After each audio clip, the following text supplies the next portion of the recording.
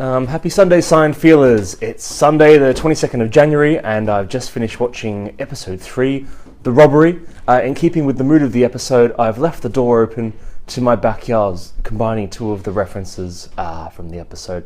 It is freezing, so I'm not going to stand here too long and talk about it.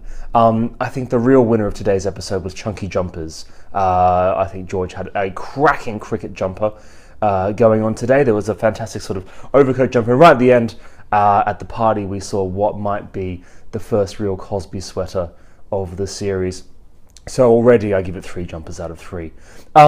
As for the rest of the episode, I think it's quite a good episode. It took a while to get going, but then at the end, there were some good laughs around the time that George and Jerry were debating whether they give up the apartment or not. I think living in a city like London, with very expensive housing, I can certainly feel what they feel for coming across a fantastic apartment and not wanting to give it up. Although, good luck finding an apartment in New York with a garden and that much space in it. Most of my friends live in shoeboxes.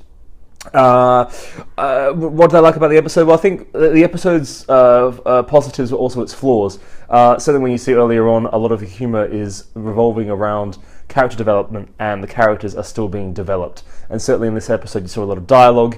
You're starting to see where the characters will net out, probably because you know what's going to happen in the future. But they haven't quite nailed that development yet. But that being said, I think this is probably the best episode of the series so far. But we're still a long way off from some of the better episodes later on.